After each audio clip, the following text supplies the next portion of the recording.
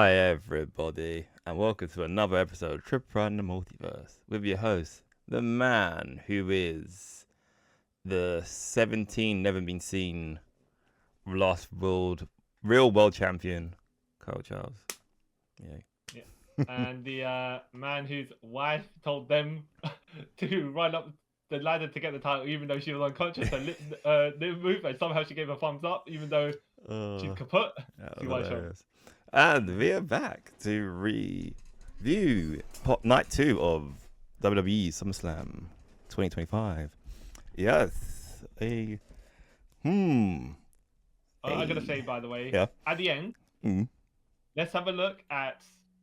So, okay, this was like last night was 3 hours and 26 minutes or something like that. Yeah. And today was 3 hours and 37 minutes, right? That's I think it's 47 almost a 7 hour period. Sorry? I think it was 3 hours 47, I think. Yeah, something like that. Something Right? like that, A total of 7 hours roughly, right? Yeah. I reckon they could have just done a 4.5 hour pay-per-view roughly, more or less. I think they could have just cut it to one card. And we'd have to cut out some of the events. But at the end, if you were to make this one card, what would you do? We'll have a brief speak about that later. Okay. I do think some of these matches didn't need to be there. I don't know. I think I would disagree, but okay. It's not that the storylines didn't need them there. It's the quality of the match. It wasn't worth being on the pay-per-view card. Okay. Oh, okay. We'll get to those specific matches, right? Yeah. Okay. Night 1, first match, night 2, first match, women's world title. Naomi the champion versus Io Sky versus Rhea Bloody Ripley. Yes. Yeah. This was a cool match. This was I just didn't think Naomi was going to win. How do you not? Lose so quickly after winning. Yeah, it's obvious. Yeah. So every time someone else got a quick near fall, I was like, no. Yeah, same. I was like, oh, they are gonna do it, ain't they? Ugh. Yeah. And then quite glad. So when towards the finish, where Rhea Ripley finally gave Io Sky the top rope riptide. Yeah. I was wondering, okay, how she's not gonna kick out of it. No. So what's gonna happen? Like, what's the finishing sequence? Is Naomi gonna go there and throw Rhea Ripley out as she comes out through the pin, or no? But she actually rolled up Rhea Ripley, and I was like, oh, okay. Yeah, okay. Clever. But I think that was just to give it out for the losers, both losers. Yeah. They need to, as a heel champion, they should probably get a bit more behind Naomi, but that's probably a Bianca Belair thing that's going to be a payoff. No, I don't think that. The only way that would work if Bianca moves to Raw, but that's happening. It could happen because the draft coming soon, so could happen. I kind of like that it was an opportunist win because how she won the title was an opportunist win. So I was like, okay, it carries over her character. But they have to at some point start giving her like proper wins. But I think the ladies did good. Yeah, man, it was a great match. There's a decent amount of tension and a decent amount of someone else might win. Yeah. But we're pulling for the person who just won it, only because logically speaking. Yeah, it makes sense. What's the point? Sometimes they do short title reigns, and sometimes you're like, oh yeah, okay, that's all right actually. And then other times they do short title reigns, and you're like, why? Yeah, why even bother? Yeah, exactly. Like Miz's 2-week title reign. Like when he won it off, he cashed in on who did he cash in? Was it Drew? It wasn't even 2 weeks. I swear it was like the next night. Yeah. Cashed in on. He cashed in on Drew McIntyre with the help of Bobby Lashley. Yeah. And then lost it to Bobby Lashley the next 2 weeks. Whenever, something like yeah. What's the point? Yeah. I see what's the point, but then Miz is the type of person who can do that. And it's fine. He's been around that. Kane's 1-day title reign. What was that about? Yeah, that was pointless. That was buyer's remorse. Yeah. So I think even though Naomi's quality, she needs it's good that she'll have a longer reign, hopefully. Because she's just freshly turned heel, but she's establishing her more heel persona. Yeah. So they had to play more of her dangerous side out as well. Yeah. Or whatever they're gonna do, Yeah. The I just hope, craziness. yeah, craziness. Because I just hope that she doesn't lose to Stephanie Vaquer at the end of August. Because like, what was the whole point Oh yeah, of? yeah, she's lined up, isn't it? Yeah, yeah, Yeah, yeah. and I think it's too soon Which, for her to win something. But yeah, yeah. There needs to be a bit more build. yeah. Like, if anything, she should win the Intercontinental title. But hey, but this match was good though. I really liked it. I think it Yeah. was a good match to open up the card with. Though we could just say what they did was just simply swap out Naomi for Bianca. I mean, for like compared to the previous one Yeah, that WrestleMania, they innit? had. Yeah, yeah. Yeah. And you know what? I'm not gonna lie, yeah. Watching this whole show, because it's in a stadium now, rather than like an arena, I kept on thinking, oh, this is WrestleMania. And I'm like, no, it's not. It's SummerSlam. It's just the only thing about that. But that's because some of the matches you think, oh, there's a build. Feels like we got two matches here, which are both almost WrestleMania rematches because you got Cody versus Cena later on as well. Yeah. And then you've got the TLC tag match, Yeah. which seems more of a WrestleMania style match. Yeah. To have, Yeah. which is next, by the way. Yeah. But no, women's world title match. Good Naomi won it. Her dad played her out. Yeah, that was good as well. Yeah. It was a bit random though. Yeah, but because of that, I thought, okay, normally they give the person who's losing like the elaborate entrance. Yeah. So I thought, oh, she might lose because they're giving her the entrance, but then no, she won, so I was happy with it. Yeah. But again, I like all three of these women, so I'm alright with it. Like, as far as my logic is, she should get a decent run because she's trying to establish the new. Well, I say the newly heel version, but yeah. She's got to get some credibility. Yeah. And she's got to get some proper wins as well. Yeah. Against so someone like Zelina Vega could take a pin from. But then, not being bad, I like Zelina Vega, but it's not gonna do nothing for Naomi if she beats her. Yeah. But I'm just saying, as heels can't beat anyone properly. Apparently, she needs to. I think she needs to beat Rhea. Or even IYO, there's never going to be a clean win against her. Well, even if it's not clean, like at least beat her. I don't know, because then it kind of like puts her up there. Well, no doubt they'll have Rhea have a even though Rhea got pinned, she'll probably be the one saying to Adam Pearce that she deserved a rematch or something like that, right? Because she hadn't won, even though IYO wasn't who didn't get pinned could actually claim, you know what? Yeah, I never lost a match. Yeah, because technically, Rhea did get pinned. Yeah. Yeah, exactly. Yeah. It's good match, man. We'll see how they work around there. But like you say, I think it would help Naomi to get a win over Rhea Ripley. But I think they're going to do it in the way that it protects Rhea Ripley rather than gives Naomi credibility. But but because she's a heel, it's okay. To a degree. At least if she's taking the fight all the way to Rhea Ripley and looks on an equal level, then fine. Yeah. Because it's kind of like a match, another women's match later on the card, but it kind of how it ended, kind of benefited both people. But yeah, in my opinion. But all right, I still think. On to the WWE tag team match, the TLC match, the White Six versus Andrade and Rey Fenix versus DIY, which is Johnny Gargano and Tommaso Ciampa versus Fraxum, which is Axiom and Nathan Frazier. Yeah. Yep. I was going to say A-Kid, but that's his previous persona. A-Kid's been dead for like 3 years now. Or was it 4? I don't know. Axiom now, A-Kid, formerly known as A-Kid, right? Yeah. And they're versus the Motor Machine Guns, which is Alex Shelley and Chris Sabin, versus the Street Profits, which you're going to have to fill me in there. Montel Ford and Andrew Dawkins. Yeah, I don't know off the top of my head. One of them being married to Bianca Belair, right? Yeah. Bianca's husband. That's a really bad thing to say. That's what we know. That's what we know them as. Because as far as ranking in the WWE, the KPO universe, WWE, he's down there and she's up there. Literally, she's not there. She's like off the screen. Yeah, she's megastar, and he's. And even though I like him, they're talking about how this is the 25th anniversary of the TLC match. Of the 3 teams that were in the TLC match, and then they only showed 2 of the teams being the Hardys and Dudleys that were invited to watch because they were in TNA, and then they show TNA Bound for Glory, which would be the last TLC match between the Hardys and the Dudleys. Yeah, which don't know how I feel about that. Yeah. I don't know how. Yeah. Like, it's Well, it's gonna be weird. considering how beat up all 4 of them are, Yeah. you know, The only one who's probably not as beaten up as the rest of them is Jeff. Oh, I was gonna say maybe Bubba actually. Good point. Yeah. Yeah, because I know Devon hasn't been around for a while, but Yeah. the reason is because he's proper beat up. Yeah. And Matt can't walk properly. Yeah, Matt's got rubber band legs. Yeah.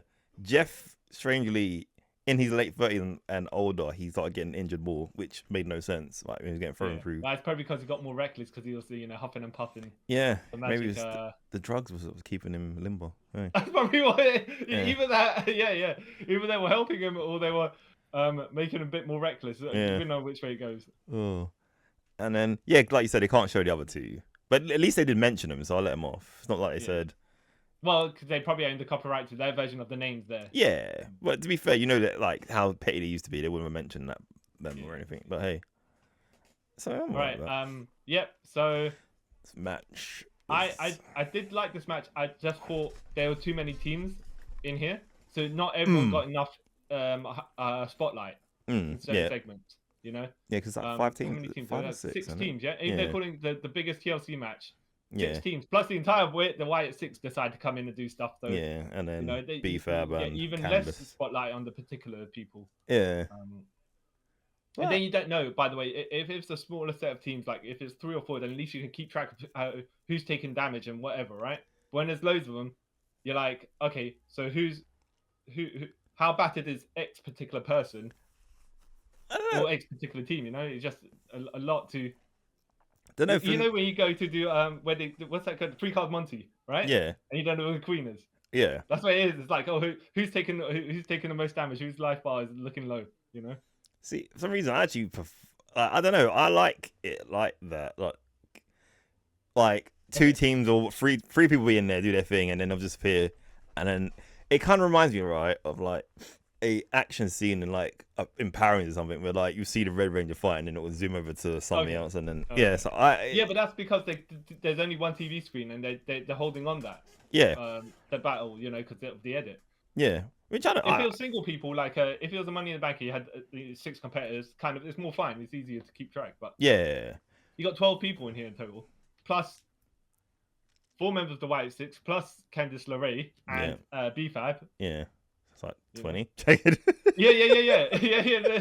I'm not saying great, but look, I was saying most of these matches, with non-standard rules, end up not being just between the people that are in the match.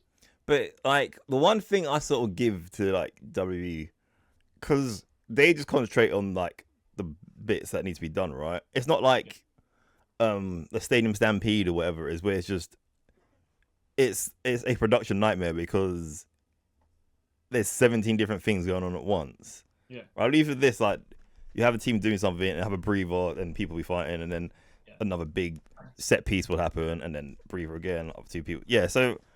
I kind of like that. It keeps my attention. There were some cool highlights in this match. There was the Spanish fly to the outside, which I was that was crazy. Don't know it was like, was it necessary? But no. Okay. It was cool, but was it necessary? No. Yeah.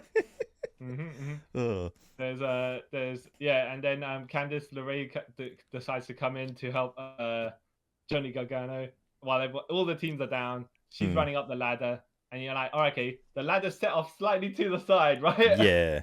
I wonder why that is. No, because the first time she tries to get up, B-Fab stops her. Yeah. Right? And then something happens, and then Candice decides to climb back on the ladder, even though it was offset from the first time, right? Yeah. So like, but that's not in the center. No. That is, Yeah. And there's a ladder been put out to the side, near the across the announcer table. So it's like, kind of suspicious what is going to happen next, right? But it's just how it's going to happen. Yeah. And whether it will happen. Yeah. To her, right? But yeah, Johnny Gargano goes in there to hold the ladder, right? And Tommaso Ciampa's trying to stop people coming in, and then is it one of the Street Profits that kick him in the head, or was it Frazier? I think it's Frazier. One of Fraxon. I think it's one or two. Yeah. Yeah, because everyone does super kicks on it. And then Tommaso Ciampa stumbles into Johnny Gargano. Yeah. And Johnny Gargano pushes the ladder, but not really. Yeah. And Candice LeRae goes through the ladder set up on the outside. I'm like, Yeah, You know it looked good though. Yeah. Yeah. And she Yeah. sold the goods as well because she just laid down on the floor completely dead. Yeah. And I like how Johnny looked over. Yeah. Oh yeah. Oh, you're all right. I'll climb the ladder and I'll win the titles. Yeah. For And I the liked team. how Yeah. Wade Barrett is like, she said it without moving her mouth. I heard her. I was like, that doesn't make any sense. But all right. Sure. Look at her. Look, she came in, she got her payday. I do hope she gets a push. They'll probably give her the US title at some point, but you know, it'd be great. for taking a bump like that, you should they need to, because I'm not saying because she's a woman. Oh wait, it's just more like she's not actually part of the match. No. So she's And just to take looking that, for the jokes. Yeah. You know. Oh. But like ladies working hard, they should be a reward for that. You know? Yeah, I agree. Yeah. And then what was the other? I like the bit as well when Ciampa was holding to the belts, and then they moved the ladder so he was hanging. Yeah. And then like muscled up and held it. I thought that was pretty good.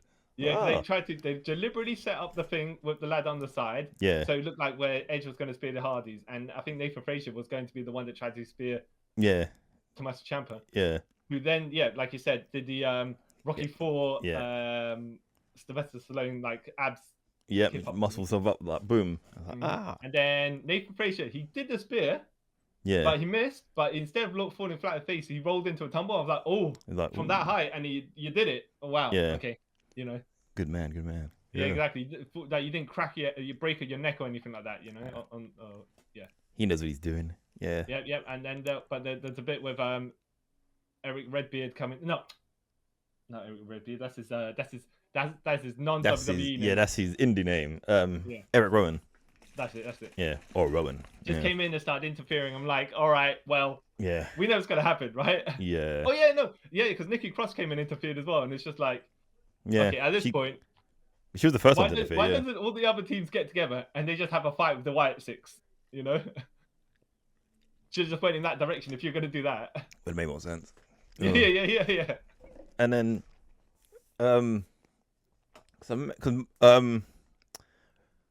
Uncle Howdy got put for a table. I'm trying to remember who did it. Yeah. I think did he stop someone going up the ladders and try to put the mandible claw on them as well? Yeah, and then and then Andrade gave him the Sunset Powerbomb to the ladder. Yeah, that was it. Yeah, I'm like, ooh, that move always. Yeah. Doesn't look great for person taking it and giving it. Doesn't look great. Yeah. Oh. Some of the stuff looked like you like that's not a bump I want to take myself. Yeah.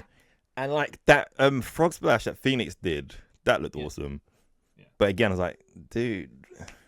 Yeah, your knees, man, your knees. Yeah.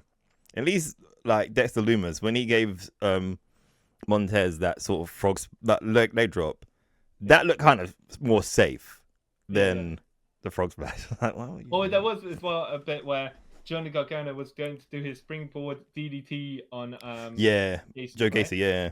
But what it was, just good for them, by the way, because they went for a table. But it's like he was ready to go, and he just gave Gacy enough time to stagger to a certain position. Yeah, these are like it wasn't like break kayfabe or anything like that, but it was just making sure the guy was safe before he did the move. Yeah, you know? And that looked pretty good as well. Good, because a little pause doesn't break the immersion. Yeah, right. And first of all, you should make sure your people are safe as well. Yeah. So I was like, oh, cool, good on him, you know. Yeah.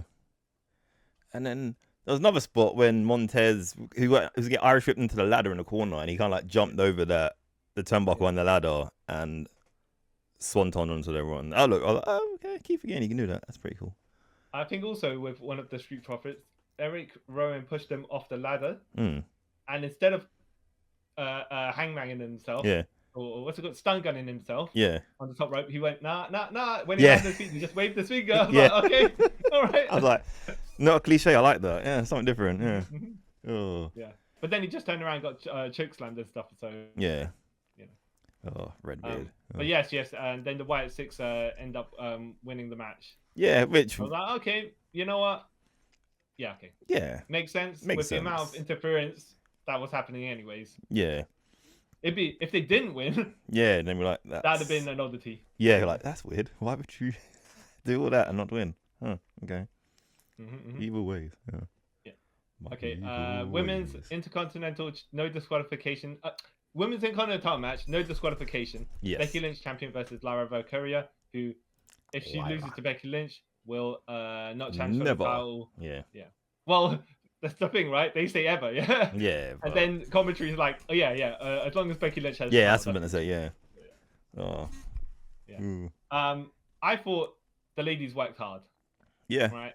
Yeah. I wasn't into it for some reason.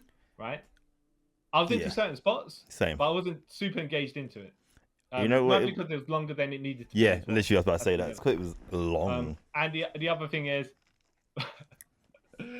look, so Becky Lynch used the zip ties to tie Lyra Valkyria, and she got the advantage. And then Lyra Valkyria counted the manhandle slam and gave her a belly to belly. Yeah. And then the zip ties came apart, and then suddenly they came back together. Yeah. I was like, oh, right. Okay. It took me a moment to notice that. I was like, wait, what? Yeah. And then Wade Barrett decided to point it out. Yeah. And then no, they didn't come apart, right? They fixed themselves. All right, you know.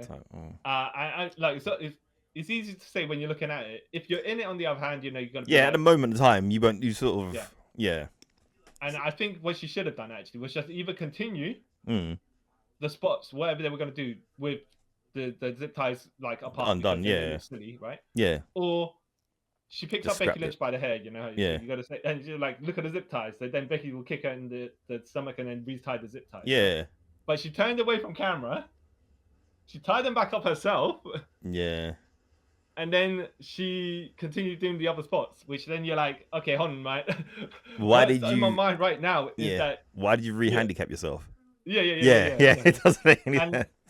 None of the. I mean, as much as she was doing like a springboard moonsault and stuff like that, like second rope moonsault, cool. But you could have done it with your zip ties open. It didn't matter. It doesn't make a difference. Yeah. And then she unlatched herself later on somehow from underneath the ring. So, Yeah. I get the sequence where they were trying to do, like plucky babyface, cheating heel, whatever. Yeah. But, I think she made the wrong decision as to what to do in the particular situation. She probably should just called that to Becky and let Becky know, and they would have just done whatever they need to do and then carry on the rest of it. Because, I don't know, I felt the little promo package they showed beforehand was more interesting in this match. Yeah. I don't know why. There's not. It just seems long. There were some neat sequences. There's some neat sequences. She had the chair around Lyra Valkyria's head, and she was ramming her into the side of the announcers table and stuff like that. And then, but I think that's and then Lyra Valkyria looked like completely dead at the end of it. Yeah. You know? There was when Lyra Valkyria took exposed turnbuckle and then a manhandle slam across two chairs. I was like, and then kicked out. I was like, looking too strong, looking too.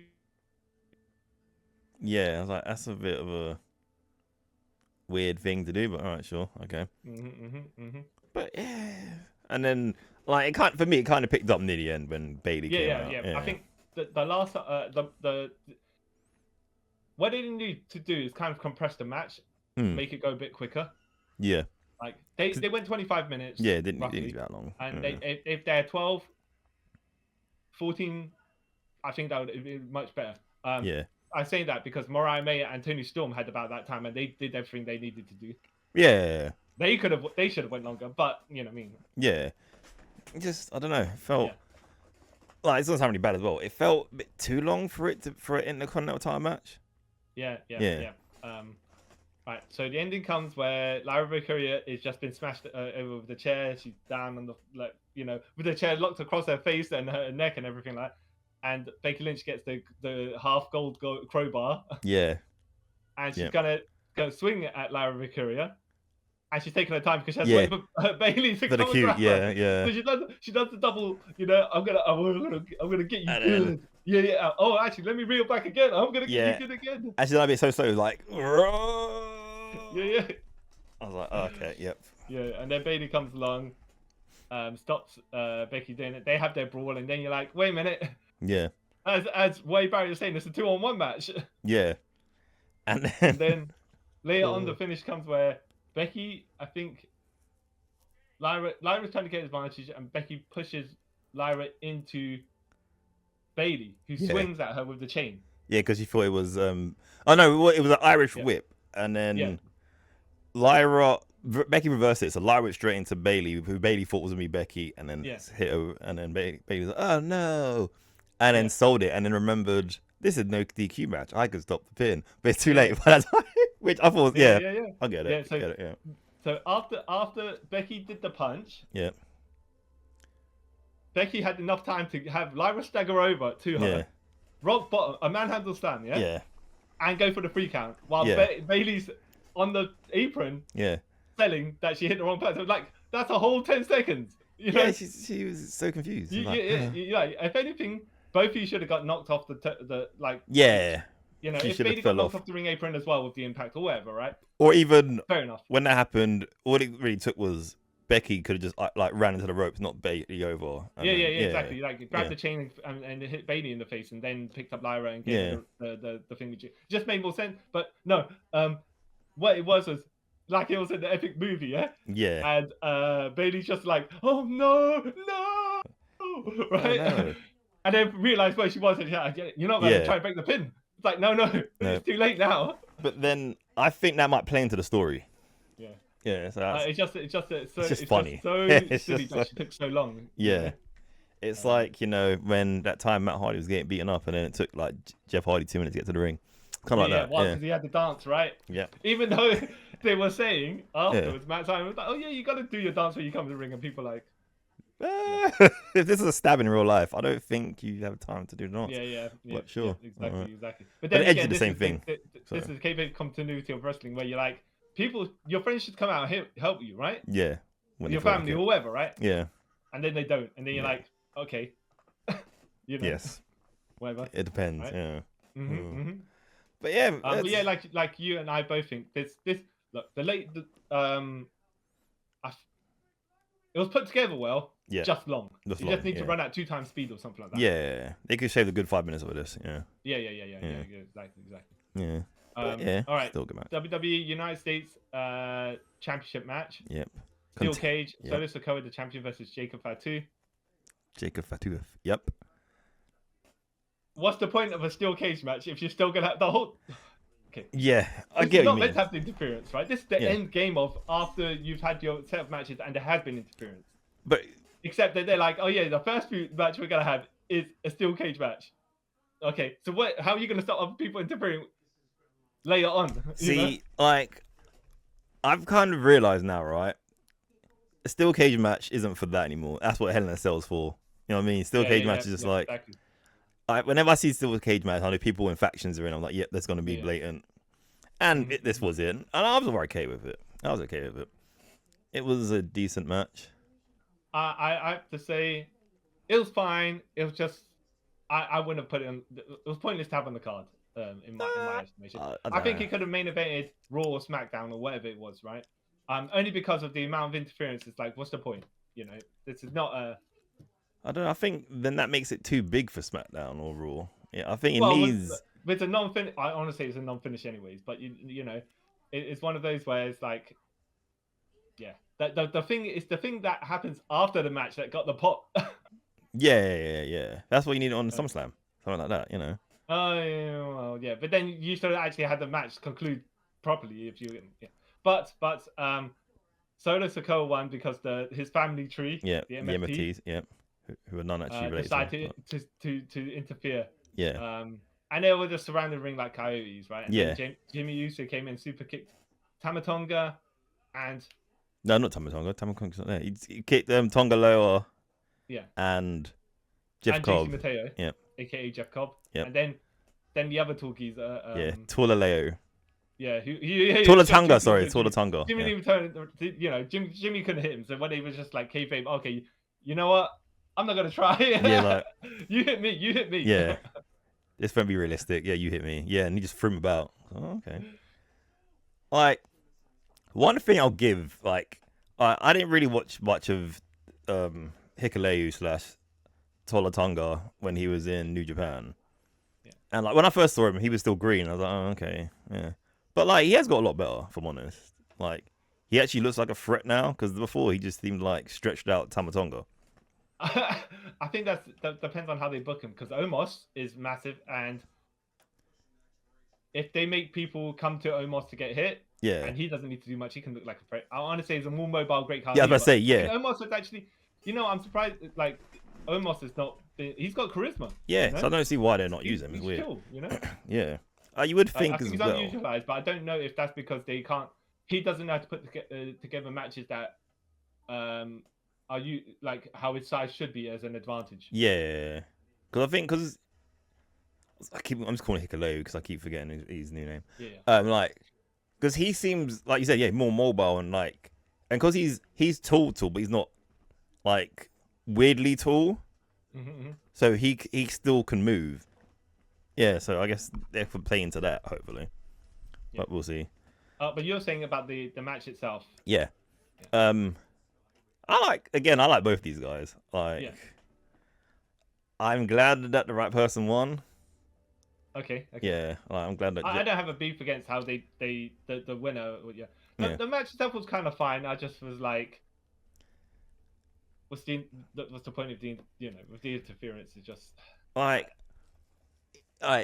I'll say this right. I liked the match. I enjoyed it, but I agree with you like that. This could have been on like a different pay per view. Like it could have been on like Clash in Paris or even what's the one that just went. Even though that's when Solo won the title. Money Bank. No, is it Money? Was Money Bank the last one? I think the Saudi one. Whatever. Oh yeah, Crown Jewel. What? Not Crown Jewel. Is it King and Queen of the Ring? Oh whatever it is, yeah. It could have been there, but then that would make sense because that was their first match for the title. But yeah, you know what I mean. They could just push this back to another pay per view, but I don't know. It was alright. Yeah, there was a couple of things where so Jacob got distracted. Then when he turned around, he got the Samoan spike by Solo Sikoa, and I saw him looking at the referee before it was time. Like when he was going to kick out, and I was like, oh yeah, he's kicking out. He ain't KO'd. He's not even sending his throat, Yeah. I did like how Solo kept on mocking him for the stuff. Yeah. And then I think there was where Jacob could have won. Yeah. And he decided, referee, you close the door. I'm gonna go and beat this guy up more. Yeah. All right. Okay. Come back to bite him, of course. Yeah, right? exactly. Yeah. I'm gonna beat his bunk ass. He tried to grab Solo, who was trying to get out of the cage, and some guy, one of the guys, one of the family tree, swung the cage into Solo's head. Yeah. Not Solo's head. Sorry, Jacob Fatu's head. Yeah. Jacob Fatui. Yeah. Oh, and they tied them into the handcuff him as well. Yeah, that was pretty good. Even though they missed the shot and then went back and showed the replay. Yeah. So, and he broke out the handcuff and nearly actually made it to grab Solo. Yeah. From one side of the ring to the other, but yeah. And then but I would have personally, I would have just cut this match out of the card. I don't know. It needs to be more epic, is what I'm thinking. I like it to be more epic, but then you can't have a SummerSlam match without a member of the Samoan dynasty on it. So and two. And then I think at the end, Jacob Fatu's beating up Tongaloa and JC. Yeah, go in there, beat his ass, and they beat him. Actually, JC goes to go in, and then Jimmy super kicks him, and then throws him inside, and then So they're going to get Jacob's going to do a top rope moonsault onto him, and then he looks at the top of the cage and he's like, "All right, you know what? It's like now, all gas, no breaks." And then but first of all, when he's going to the top turnbuckle, the guys are flat on the floor, right? Yeah. When he goes step on the top, right, they stand up obviously to catch. Yeah, which makes more sense. Good. Because I was thinking, don't do it that way. No, that's what I was thinking. But you only see that after he's launched and the camera's coming, comes more into view. That's when you see the guys already standing up. I was like, oh, good. Yeah. You want him landing on the that's how you break your toes, like Cody did all those years ago. Yeah. And there was another. There was a spot that I liked, and I've forgotten it now. Oh, that was it. That Solo kicked out of two Jacob Fatu moonsaults. Yeah. Which was like, oh, okay, that's pretty cool. And then the commentary's like, no one's ever kicked. Has someone ever kicked out of two? And I was like, no, they haven't. Like, said it's true. So I have to say, this match made Jacob Fatu look better than Solo. Yeah. And I don't know if necessarily that's the way to go. You know. I think it is because As far as the heel's concerned, right? Yeah. Like, versus the babyface, but I think they need to make Solo. He's supposed to be the leader of the former leader of the Samoan of the bloodline, Yeah. or his version of the bloodline, Yeah. and he's the leader of the family tree. So Yeah. I think he should have looked a bit more tougher. I would agree, but I feel like they're never gonna make Solo world champion, are they? No. Yeah, but you can see them making Jacob world champion, right? Potentially, yes. Yeah, so you gotta make one little bit. Yeah. So yeah. They just know who's more important, and therefore we know who's more important. Yeah, and that's all right because you never know. Solo could be like a lower tier, semi-main eventer. Yeah, the top tier. Like, if they need him, they'll slot him in there for the spot, and then... Yeah. But he'd never be champion. Well, who knows? I could be wrong, but you know. Well, we probably thought the same about Jey Uso, and look at that, you know? Exactly. So hey, wrestling. Yeah. Yep. Okay. Intercontinental title match: Dominic Mysterio, the champion, versus AJ Styles. Yes. What's your opinion of this match? The entrances were entertaining. Okay. Actually, the whole match was entertaining. I did like how AJ basically came out as Eddie Guerrero. Yeah. With his own son, right? With his actual son. Actual son, yeah, you know. And did the little Latino heat and all that stuff. I thought that's pretty cool. I like that. And then I find there's a way that I would describe this match. Even though I personally think, okay, you could have main evented a Raw or SmackDown as well, whatever, right? I enjoyed the silliness of the match as well. Yeah. Like it's not there to be like have dramatic tension or anything like that. To be like little, you know. Yeah. Little fun spot, a little bit of silliness, a little bit of wackiness. Yeah. If it was a straight match and AJ put over Dominic clean, would do wonders for Dominic, right? Yeah. Also, I'd say not AJ's on his way out, but he's coming to that point where next year is his last year probably. Yeah. So it wouldn't damage him to lose, but that's a little bit later on. Once you've given maybe AJ a couple, one or two non-title wins over Dominic Mysterio, and then he can, you know, this would be the first step if they're having a longer feud that Dominic wins kind of with a flyway. Shenanigans like he did. Yeah, exactly. Which is fun. Like most of this match is like Eddie Guerrero spots. Yes. Which is hilarious. Which I'm cool with. You know what? Why not? Yeah, I thought it was quite. And that's why it's like the stuff where Dom hit the chair, like they removed the turnbuckle. Dom hit the chair on the ground. He threw out AJ, right? AJ caught it, and then AJ tied the chair around his own head, right? Yeah. And they both went down on the floor. Yeah. And then Wade Barrett was like, "What was the point of that?" Yeah. Because if he gets disqualified. Yeah. Because I thought that too. And then how AJ played it is like, oh, it's smart. Like he's like, he wasn't out, but he's like the ref. Like, look, if. Who can you believe, me or him? Like, oh yeah, I get it, and that's a smarter way. Because normally they never do that, and it just looks weird. Like, well, why would you both? Huh? So the kind of explaining there was like, okay, that's different. No one's done it. And we know the logic of the ref didn't see it didn't happen, except that sometimes the ref doesn't see it, and it still happens, and he still gets disqualification or whatever. But, yeah. You know. So I was quite happy about that. Because when the chair sound hit the mat, the referee was like, "No, I'm in my world of my own with this." I've got a task to complete. That's more important right now. I'll turn around and look afterwards. Yeah. They did the thing where he tried to do the calf crusher on Dominic, and Dom did the old Eddie Guerrero Kurt Angle spot where he started to.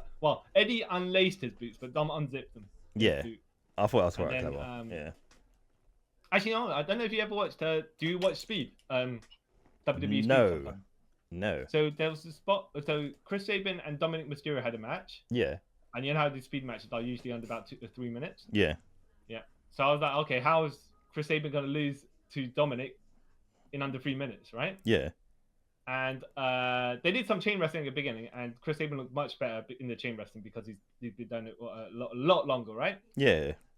But the spot at the end where Dom was in the turnbuckles and Chris Sabin ran towards him, and you know they do the not the back body drop, but you know, you kind of flip them over. Yeah.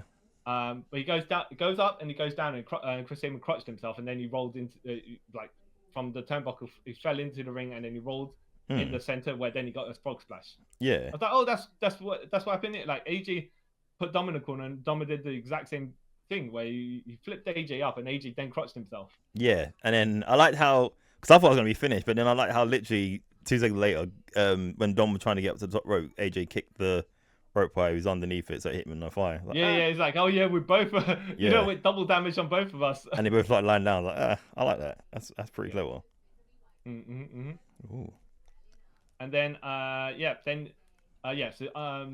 Dom got put in the calf crusher, except that his boot came loose. Yeah. AJ's like, what's this about, right? And then he gets, Dom gets the boot and hits AJ across the head. Yeah. And then he gets frog splashed. And I'm like, okay. Okay. You know, I was half expecting him to kick out of it. Same, I thought that. Because I thought the match was going a bit longer. But no, it made sense. I was like, okay. They're probably building for a rematch or whatever it is, you know? Yeah. Which is probably like a stipulation like, match or something, isn't it? Yeah. Even if they don't, I mean, like, but it just seems like they are. Yeah. But yeah, it was a good come down match. Yeah.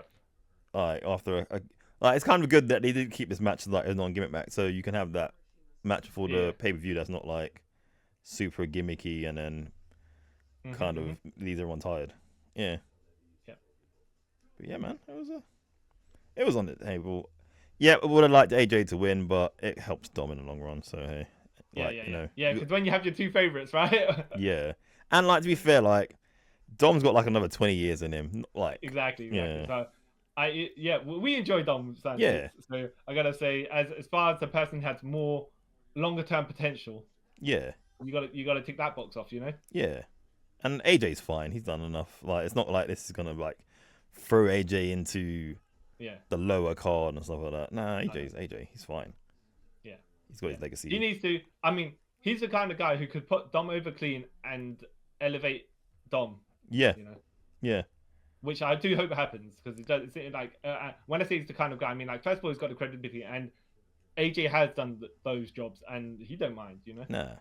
Question though. He's super secure in his spot and position. Yeah. Like his bank account probably tells he's like, I'm fine. You know what I mean? Like, yeah. You mean? But question for you, right? Mm-hmm. Do you think, like, you know, obviously Ray's probably gonna retire in the next like couple of years, right? Yeah. Do you think one of these possibilities will happen? Either Dom will retire Ray, or they will make up before he retires, like Dom and. It depends. By the way, if you're staying at WrestleMania, are they going to do a career versus title match? You know. Yeah, which could be a thing. And then Dom, he have to take that heel heat for the next couple of years after that. Because retiring Rey Mysterio, I don't think. Yeah. He can't turn face the next day or something. Cause... No, unless somehow Ray's a heel, which I can't see happening ever. Yeah, that's only really, but yeah. So I reckon that will happen. Don't know. I can't. I feel like them making up wouldn't do good for Dom. Yeah. Like maybe if they made up once he retired him, then I'm like, okay, that kind of makes sense. Like say for example, later on, like career versus title match, and Rey Mysterio loses. Yeah. Then way later on, good couple of years from now, Dom is going to get his world title shot finally, and actually going to get the win, right? Yeah. Then you could have Ray, you know, they could have the celebration thing. Yeah. Ray comes in the ring, gives them a hug, you know, and they're like, oh yeah, the family's back, you know, they've worked through their issues, whatever. Yeah. Because that would be a more feel good. And then they're going to work around the kayfabe of him having a wife, but also having many girlfriends, yeah. And Ray actually being his real father. Yeah. Which I like how it's kind of universe, like, Eddie is his... Yeah, I like how they kind of still work around it. But I tell you what's also funny is when you watch the old stuff and China and Eddie Guerrero are together. Yeah. At that point, he in non-kayfabe in real life, he's married to Vicky. Yeah. Yeah. So then it's like, oh, okay, he's got a wife, but on screen he has a girlfriend. Yeah. And then later on when it's relevant, we'll reference that, but then we won't reference this. Just like Edge and Christian are brothers, except they're not. Yeah. Yeah, that's the best one, yeah. And Stephanie and Triple H are married, except they're not, but they actually are. Yeah, that's sort of like, okay. So is she Stephanie McMahon Helmsley or she's Stephanie Levesque? I don't know. Yes, that's sort of hilarious. I think there's an issue with that in continuity because then they start embracing the non-kayfabe stuff, and you got to be like, look, you got to draw a line there that actually match up what's going on. Yeah, but either you stick to your universal stuff, or you arc wield. Yeah. I think not being made people too bothered about it. So I was like, okay. Yeah. Well, look, Dom is the kind of guy who can have a harem of girlfriends while having a wife. We accept that, right? Yeah, accept that. I will accept that in a non-kayfabe universe. In the kayfabe universe, it just makes it more scummy. Yeah, but at least like with the real one, they never alluded to them being a couple. Yeah. Yeah, it's only when he got with Liv when he kind of alluded to them being a couple. Yeah. But also at that point he was getting married in real life as well. Yeah. So he kind of, Well, hey. But he should actually start gathering more girlfriends. Yeah, as well. Like a throuple and stuff like just for the lols, right? Yeah. Going to the dotty. You seen that, by the way? What was the pay-per-view? Was it in Money Bank we watched and Lyra of Korea's boyfriend was there? Yes. And he had this wild hair, right? Yeah. His curly, bushy hair and glasses, right? But he's a wrestler as well. I heard about that. Yeah. And he's built, he's not super buff built, but he's kind of decently athletically built. And they're like, when you see him without his glasses and in his wrestling gear, you're like, because he wrestles topless like most of the guys, right? And then they're like, well, that's the Clark Kent version of him. Yeah. And that's the Superman version of him. I don't know why they made him look so much stalkier. Yeah, I think tries like sell a point, but it didn't make no sense. Like, look at your boyfriend compared to my husband. Funny if if he's there as wrestles at some point, they're gonna be like he just do the Clark Kent Superman gimmick. I think would he ever make it to Fed? Who knows? Probably make it to NXT, and that's probably about it. That sounds really bad. Well, we'll see. Yeah. But it'd be funny if they did that. Anyway, that's bad. Yeah. But okay, so onto the main event. Undisputed WWE title match in a street fight. John Cena champion versus Cody Rhodes. Yep. John Cena reverting back to babyface John Cena. Which would you say that means his heel run is a flop or? I would say it's a flop. It's just a weird way to end it. Yeah. Yeah. But then, but that's because of what happens at the end. But even, that makes sense. But then another reason why it kind of made no sense to me, right? Why would you want John's okay? I'm not gonna lie. I kind of popped when he came out with all the black colors and done a run and all that stuff. Yeah, I popped for that. I was like, I missed that, right? But then you have him in a street fight, which is meant to be violent. Shouldn't he stay as heel John Cena for the violence? Yeah. You know what I mean? Yeah. Even though they say, I want the old John Cena back. No, you don't get him. And that's even more heelish. Yeah. Or he should have reverted back to ruthless aggression John Cena, where he was choking up people till they died, with Margaret and stuff like that. Yeah. Dr. Thugonomics John Cena, right? When he was breaking people's legs. That old John Cena, I went back 2 decades. Should have done that, but Cody's entrance was very elaborate with his Iron Man skull helmet. Yeah. Should have had the Doctor Doom helmet, right? Yeah, be more topical, or the Thing helmet. But hey, I want to be more topical. I did think when I was watching on Netflix, and it's like, okay, the entrance are starting, and there's an hour left. Yeah. I'm like, right. I was like, this could be an hour-long match. Wait, how yeah. Okay. Look, all in all, it was much better than their match at WrestleMania. I don't know if it's specifically because of all the gimmick stuff they had and whatever, right? But I feel like this match could have gone half the length and been much better. I don't know. I feel like this match, it didn't seem long to me, if I'm honest, because all the crazy spots and stuff, and I don't want to say crazy spots, but what they was doing. I was like, okay, this kind of deserves being an hour. Unlike, I'm trying to think of another match that was an hour. Like you were gonna say, when it was the Rock and Roman versus Cody and Seth, right? Oh, that was a 40-minute tag match, which I did actually think deserved the time that it got, right? Awesome. Only because it was trying to be epic, right? And it did it was a bit more flashy and stuff. Yeah. A more character work match. So, strangely, right? This match felt like it should have been a WrestleMania match. Yes. Yeah. Not necessarily the build, by the way. No, but more like if this it had all those bells and whistles to disguise the limitations of obviously John Cena, but he can do stuff. So maybe just because he was a ring rust or whatever it is. Yeah. Right. If you couldn't do a lengthy match, do this. Yeah. And then you can just have a long match and be okay. But like the triple like AAs and I didn't need all of from that. tables. I did. Yeah. I need too many finishes getting spammed here, and I was like, like I don't know. It's one of those rare occasions. I was like, I'm all right. Like because it doesn't happen that often. Like in the WWE, it's all right with me. Like if this was AEW, because it happens too much in AEW. Like, oh come on, Well, we'll say okay. When John Cena kicked out the triple crossroads, right? Yeah, that was a bit too much. Yeah, and only babyface John Cena has those power levels. By the way, If it was heel John Cena, I don't think they would have allowed him to kick out of that. No. But for the sake of the match, if I was booking, I'd say heel John Cena kick out of it. Yeah, that's fine.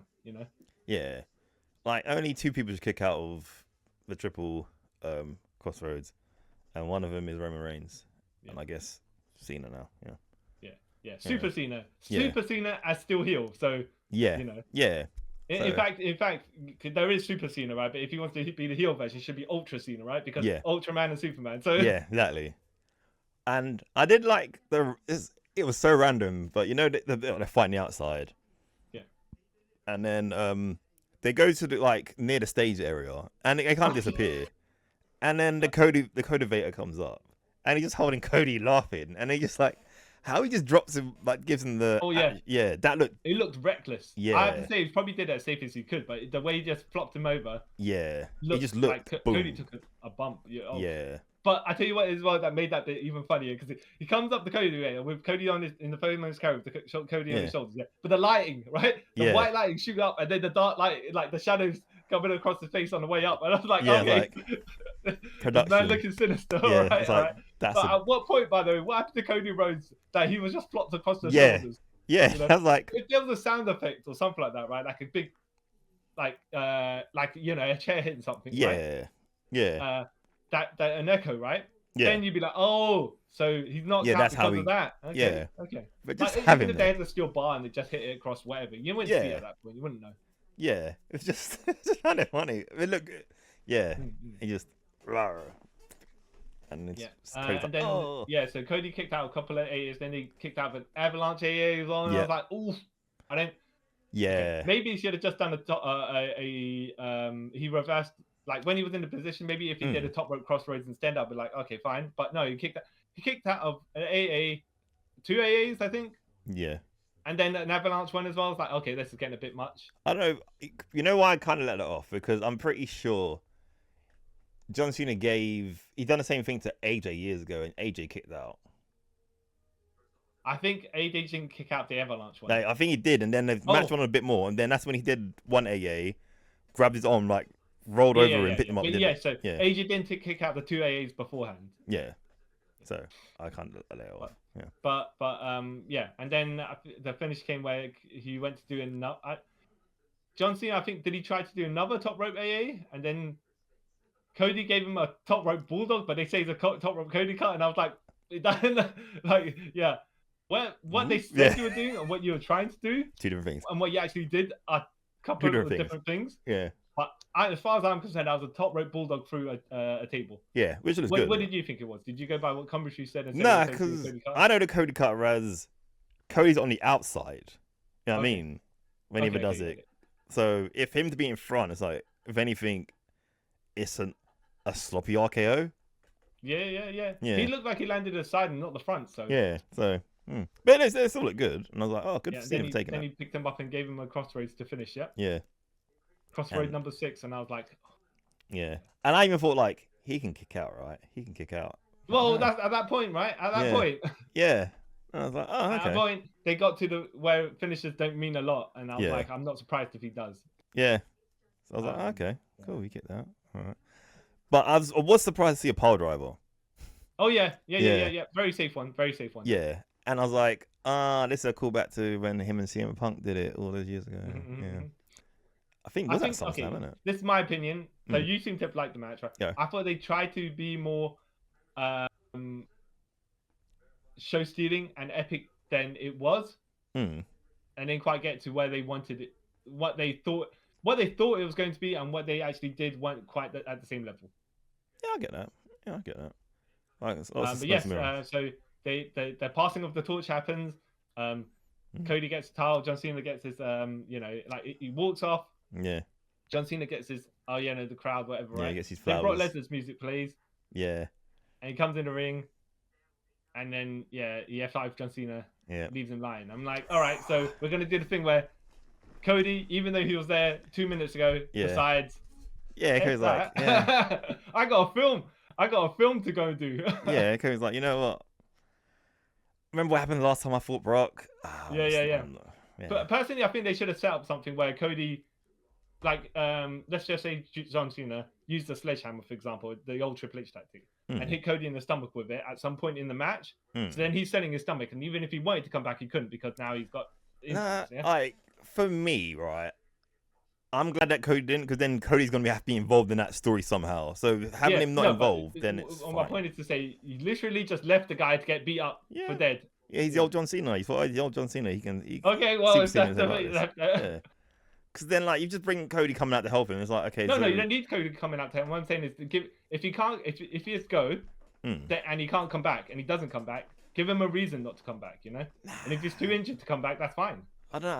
I just feel like it's not needed. I don't know. Oh yeah, but that's But then you're saying you're the person who just said that in a steel cage match, right? There can be interference. Yeah, because it's steel cage. It's how steel cages work. But like for main, it's just I don't know. It's just no. I'm just joking, by the way, with you there. I'm not really trying to nullify your thought pattern just because because if Brock was coming back for the title and stuff, then I can understand. Yeah, you get Cody kind of involved, but he's just coming back to have this. He could have just come back and F5 both of them. But then again, then you got to bring. Then Cody's got to address it, and if you don't address it, people's gonna moan. Well, yeah, but then if Cody is going away to film, well, not give him time to go away to film. He's not going to film till September, so he's still got like a month. Oh really? Is that when they're filming it? Yeah, so he's still got time. Yeah. All right. So, yeah. So I was kind of, I was surprised about the Brock Lesnar thing and him having long hair now, like legit, not just on top. He actually has a whole long. Mm-hmm. Yeah, we'll see where that goes. Like John Cena's got 4 months left on his contract this thing, so. So yeah, quite happy to see that. If he's going to do his greatest hits, then there'll be a match with Brock left and hopefully a match with AJ. Yeah. So. Yeah. And then a match with 2 other people, whoever he's going to put over on the way out. If he's going to. Edge. A match with Dom. Maybe not, maybe. A match with Gunther, I should think. Just because. Trying to think, who else could he? Match with Roman maybe, but I don't think they need to do that. With who? Roman Reigns. Oh yeah. Yeah, I'm trying to think. I don't know who besides of the obvious, like you said, like Brock, AJ. I can't think of anyone. I would say Kevin Owens, but Kevin Owens is injured, so that's not gonna happen. Yeah. I can't think of anyone else really. Maybe Roman. Like the only obviously one we said yesterday would be like Edge, but Edge is doesn't exist anymore. So yeah. Yeah. All right. Okay. Or JBL. So you like this? Sorry. You like the final match? Yes. I kind of to a certain degree, but I don't think it should have been as long as it was. That's what I'm gonna say about that, right? Yeah. Okay. Now I think it should be 15 minutes longer. All right. Do you think, in your opinion, it was a good idea for them to split the card into 2? Yes.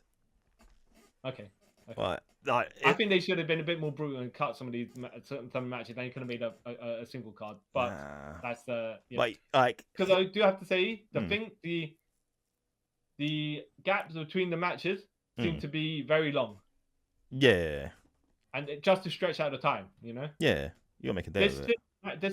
This event could have been so it could have hit the 3-hour mark without counting into any of the matches. It's just the advertising or whatever they needed to do in between that, the cameras. It's like a lot of time in between those, the end of the match and the entrance of the next match. The entrance is playing for the next match. Like I kind of, my personal opinion, right? I feel like the big four or five, whatever they are, should be like 2-night events, right? Because then everyone sort of gets to be on the card. Well, the important things get to be on the card and stuff. Like if they just did it one night and they still had all these matches, it'd be kind of like, was it WrestleMania 33, which is way too long? Yeah. Or it'd be like, again, I did enjoy All In, but that was way too long. Oh, yeah. That was way too long. Yeah. Okay, so if your ideal card, right? If you had to do it as one card, how long would you have that single one card? This SummerSlam. Possibly 4 hours. 4.5 hours ish. Yeah, 4.5 hours. Yeah. It depends. Well, I guess that depends on what matches you would have and what you would cut. Yeah. Yeah. Okay. If I was doing the card and I just had to do it as a single card, right? And it might not be in the order that I have it as well, but I'd probably end up keeping Roman Reigns, Jey Uso versus Braun Breaker and Bronson Reed. Yeah. I'd keep the women's tag match. I'd keep the Gunther match, of course. Yeah. I'd have to keep the Jelly Roll and Drew McIntyre, Logan Paul, and Randy Orton match, and because it's more of a gimmick match to advertise. And stuff, Yeah. I agree. Cut everything else from day one, which is the Sami Zayn match, Tiffany Stratton match. Okay, agree with that. Yeah. Okay. Oh yeah, no, but you can reorganize the card later on. Yeah, no, but I can't. With a bit of that, I can't agree. Yeah. I'd keep the women's world title match. I'd keep the ladder match. But we'd have to reorder a lot of things here because it's between the gimmick matches. Yeah. And the tag matches, you'd have to space them out, right? Yeah. And then the 2 world title matches later on if it was my card. Becky Lynch, the women's Intercontinental title match, I'd cut the time on that, maybe by half. Yeah. If I'm going to leave it there. Get rid of the cage match. Get rid of the men's Intercontinental title match. Keep the Cody John Cena match, but I'll probably also cut that in half because that was a bit long for me. Should be more. Like I said, no, but then your card is starting to get overflow, you know? There's no such thing as overflow. Look at AEW. Okay. Right. What would your card be? All right, so like, which matches would you cut for the time that you've set yourself? Okay, so to cut. By the way, obviously, you'd have to. If you're booking it, you'd adjust the times of the matches to fit the card. Yeah. I'm not saying you have to stick by whatever the time limit. You could just say, we'll shave a bit off here or there. Yeah, like I'll give my reason and then I'll give my reason why I wouldn't split the card. Yeah, so I would obviously, like you, I'll keep the Roman and Jay match. Yeah. Same with the women's tag title match. Yeah. Sami Zayn and Kieran Cross, again, I like both those guys, but that match could have been like held off to Clash in Paris or even on the pre-show if there was a pre-show. Yeah. The women's the women's WWE title. Probably cut that I'll cut that. To be fair, like Jade won the Queen of the Ring, and so you think it'd be conclude at a pay-per-view SummerSlam, but the match quality wasn't there. That's one. Like, so, or I would cut this very short. Actually, I'll keep it and cut it super short and get like Naomi, someone to interfere. Yeah. Okay. For entertainment purposes. Well, yeah, because then what you'd do is for the women's world title match later on, you'd have Jade Cargill interfere in that and then tie it all together. So yeah, that would make sense. Yeah, but I'll still keep the women's world title match the same length. But that's a good match. Yeah.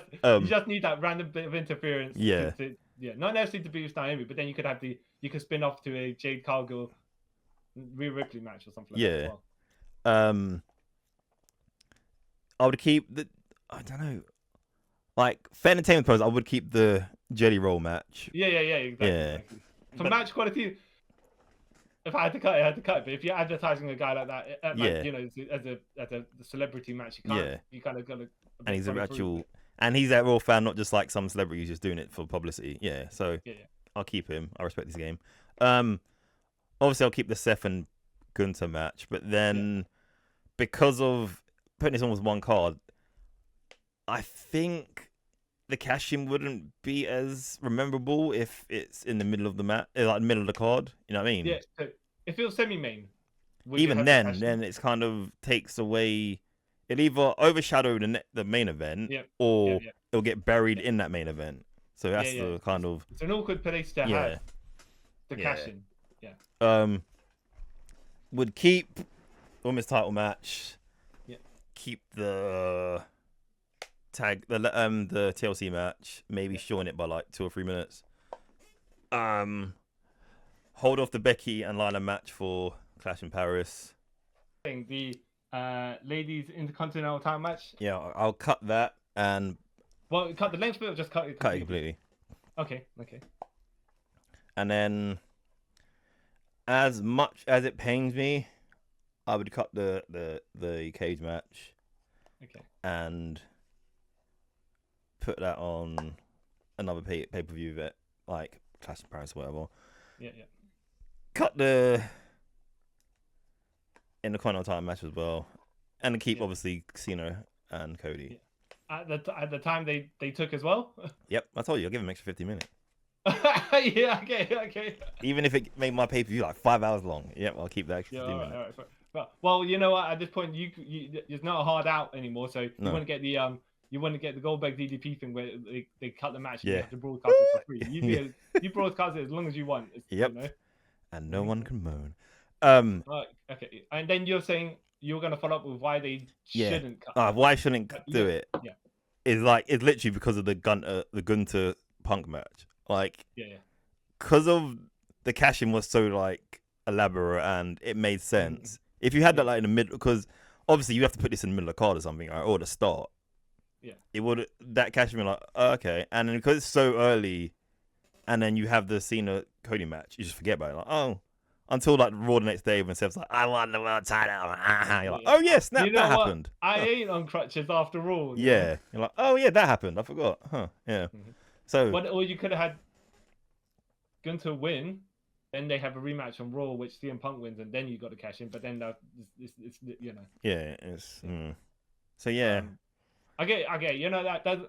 See, when I was trying to compress it all one card, I was like, oh yeah. It'd be the cash in versus the Brock coming back thing. Yeah. Right. And one outweighs the other. Yeah. Yeah. But I'll maybe hold off Brock coming back until Raw.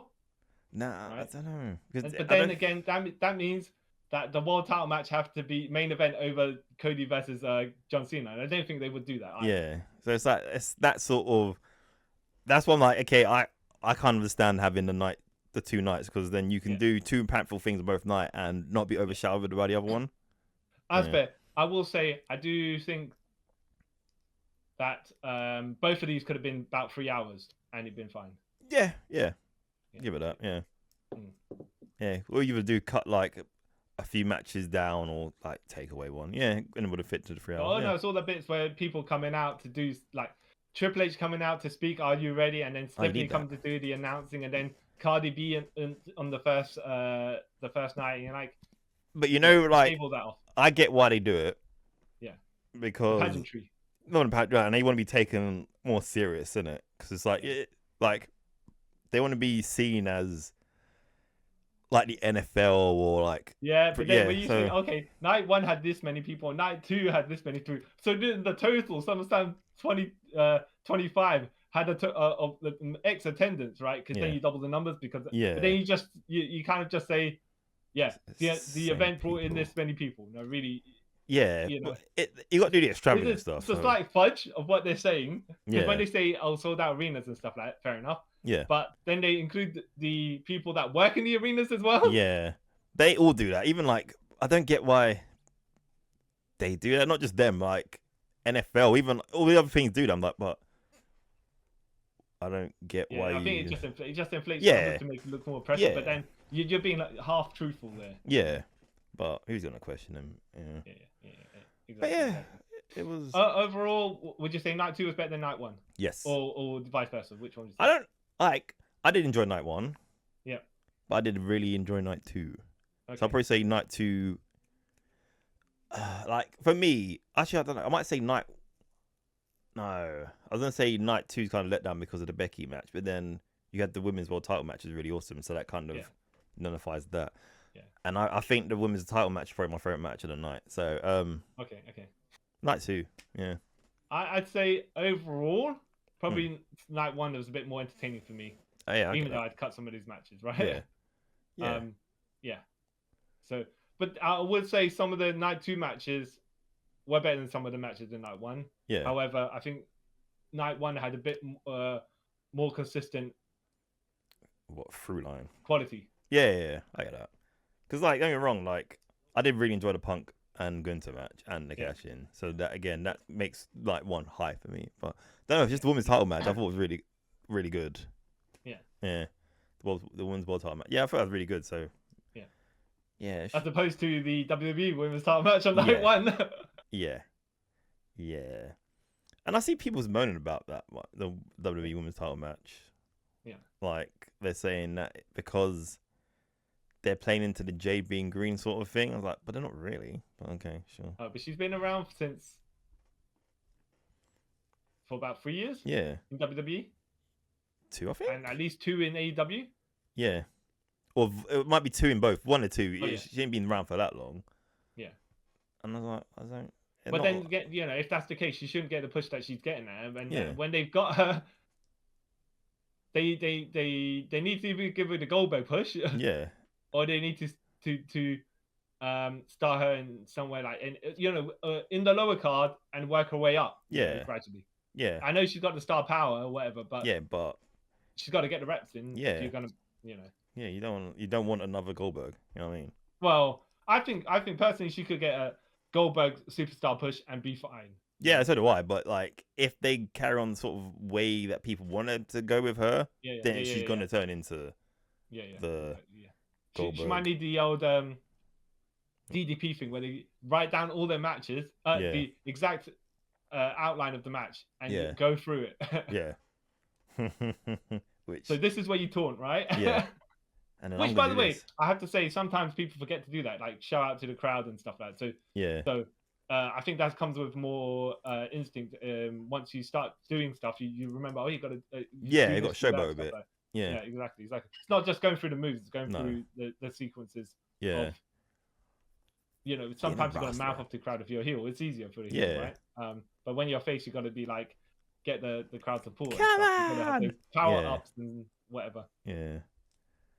Oh, but yeah. I'm intrigued about what's going to happen next. Okay, so overall, you're happy that it went over 2 nights, and you're like, all right, time decently spent. You didn't think you got robbed of your 7 hours of time. No. Or anything like that. Like, for some reason, I felt more happy to watch 2 different installments because, like, when we watched All In, and then you see like, I thought you meant two different installments, as in. One was a set of gimmick matches we were saying yesterday. Yeah. And one is more straight. Yeah, I kind of like that as well. Yeah. Like, okay.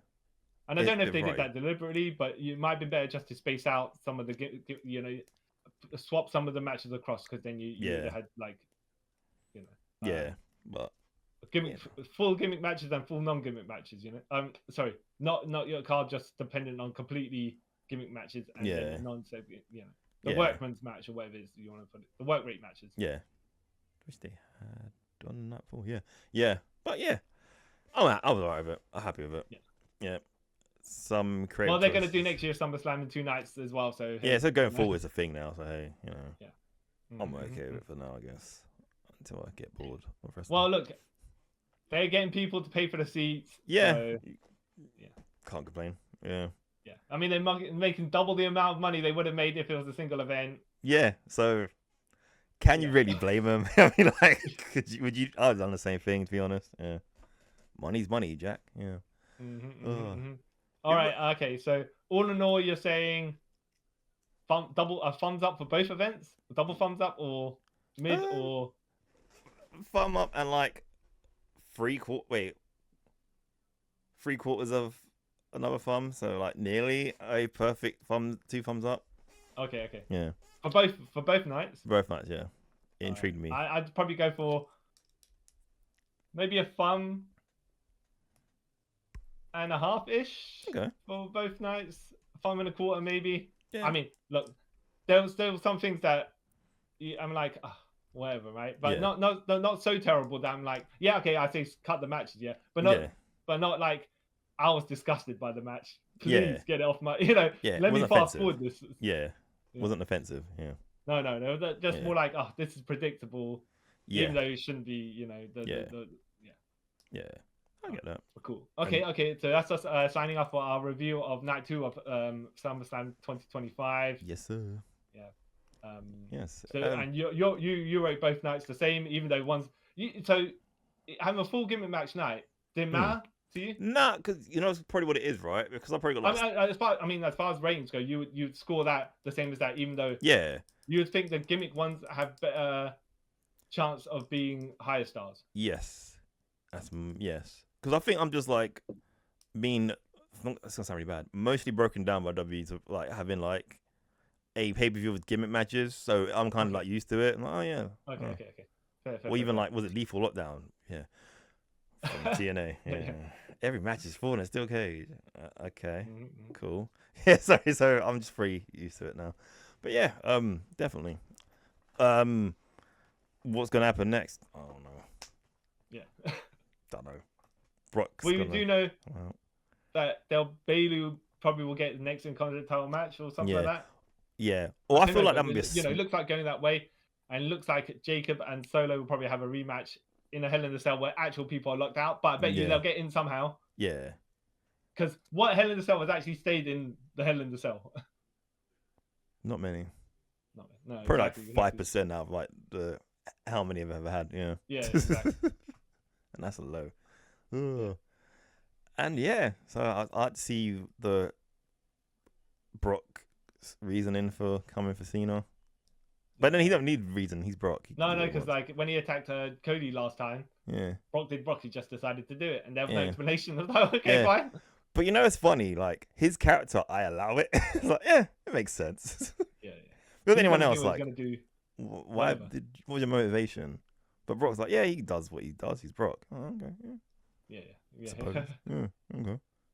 Like he's not gonna have some weird moxie like, I'm doing this because you know you're all weak and we're trying to blah blah blah, and then that motive has disappeared now. Yeah. Oh. So yeah, we'll see. Yeah. So. Okay. So yeah. So we sign off for this episode of Trip Around the Multiverse. Yes. So who have you been? Exactly. I was waiting for you to go first. All right. I have been the man who 20 years ago, it's not really actually 20 years ago. 20 years ago today, my custody was fought for. Yeah. Oh. Yeah. In school, I got bullied because I didn't know what was going on. Kyle Charles. Even though they said they spoke to him beforehand, they didn't know that it was all fake and everything like that. Even though he had blonde hair as well, that one as well. That's such a weird thing to hear at 8 years old. I mean, yeah. Okay, look at him now, a whole new man. Yeah. Okay, I am your dad, but then Uncle Eddie is also your dad, but he's not really your dad. Right? Yeah. I just want to play my Lego. I'm confused. Yeah. Oh, bless him. And I'm the zip tie that decided not to play along, cause a botch, just because I can. See why, Chong? And yes, thank you once again for listening to us review SummerSlam. Oh, by the way, do you think they're gonna edit that out of the replay? Yeah, they'll have to, right? Yeah. Do you think they'll silent? Yeah, I think they'll probably do a close up to Becky or whoever it is. So then Lyra Valkyrie is out of the shot because she did have camera awareness and turn to the side. Yeah. That the hard cam wasn't facing to retire herself, but it didn't help that Wade Barrett shouted it all out. So yeah. So, which I don't blame him. It's not his fault. Like you said, you get caught in the moment, sort of just. Yeah. He probably thought that he was noting it because then they realized they botched. Yeah.